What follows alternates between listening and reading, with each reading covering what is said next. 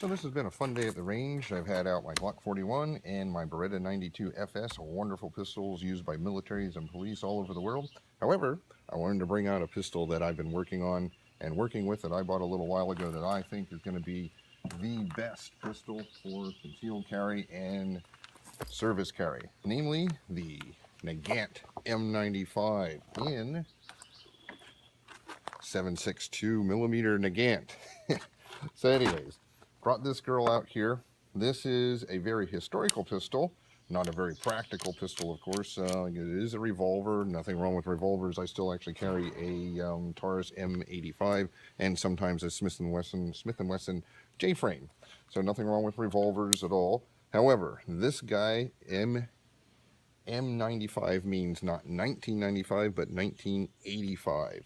This was a standard issue pistol for the Russian military during World War I and also was used extensively during World War II. Was even encountered in Vietnam as well and any other conflict around the world. If you see my other video, it is a strange little revolver which has a gas seal cylinder at the front. As you pull the hammer back, and I did go through here once and these are all empty.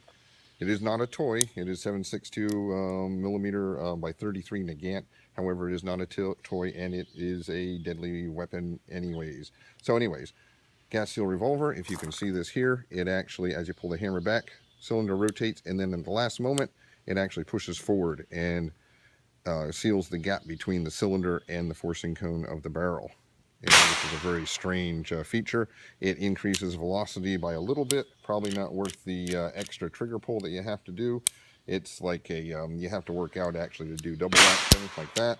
And single action isn't too bad, but it's still a pretty heavy trigger. So, figured I'd bring her out here. And also, one of the big things about this is that you have to do single loading. So you have a gate, almost like a single action army. You pop it open, you drop in each round, and then you're ready to go. Whenever you're done, you have to actually pull out this little rod here at the front, turn it to the side, carefully line it up with a cylinder after you drop the gate, and push out each individual cartridge case. So it is 7 rounds as opposed to 6, where it is for most revolvers, but it takes you a long time to reload it. So not really appropriate for a 1900s pistol, but it got them through. I know, I think I mentioned on my first video, I'm going to load this up while we're talking. On my first video is that I did read a news story a while back where a gentleman had one of these revolvers. Evidently, he didn't have anything else. And he was attacked by an individual who was trying to kill him. And he used his revolver to defend his life. And the alleged perpetrator actually expired at the scene. So again, this is not a toy. However, it is very slow to load, very slow to unload and reload. So, and it also has a fairly anemic cartridge. It's probably, I think, in the 32 ACP power range. It is a lot longer cartridge, but it is fairly underpowered. But, however, I'm sure there are a lot of people that were executed with this or shot with this in battle by the Russians and their group of people in the USSR. I know that these were used whenever they executed the Polish officers at the beginning of World War II. So a lot of people are in the ground because of these guys. But right now, anyways, they're more of a fun range gun. So anyways, let me go around the front, and we will see if we can knock down any plates with these little guys. So, got my ears on, and my pistol is loaded, keeping her down range. This actually is a very nice, excellent condition 1930 Tula made revolver. Has been very reliable for me, and it is fun to take to the range, although I haven't taken it out much. I know from before, whenever you hit the plates, they just kind of tink and fall over. So, let's see what I can do. Not promising anything.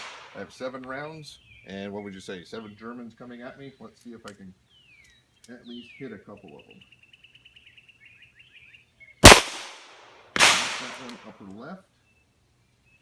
Got that one. Got that one. You can tell they just kind of... Did another upper left. Oh. Hang on. That's me, I think. And I lost count of my shots now. 2. I think that might have been my last one. We'll see. Yep, empty. Now, let's do a quick unload. So, quick You turn your little rod here to the side. No spring loaded on that. No siree. Russians are tougher than that. They don't need springs. And you take and you punch out each case. You got to pull it back. Punch out the next case. Let it drop. Pull it back. Now, I'm sure you can get better at it than I am right now. That one's hanging up a little bit.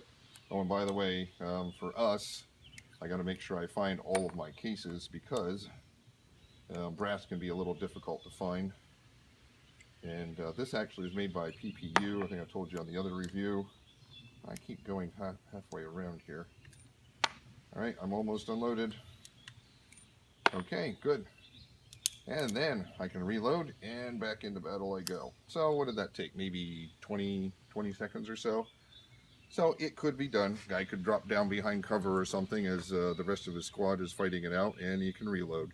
So again, not the most modern even in the early 1900s or appropriate for a soldier to have, but a lot of people used them, defended their lives, and a lot of people ended up in the ground because of these revolvers. So again, right now it's more of a range gun, but at one time it was considered standard U.S. Army, or yeah, USSR Army standard issue. All right, thank you very much.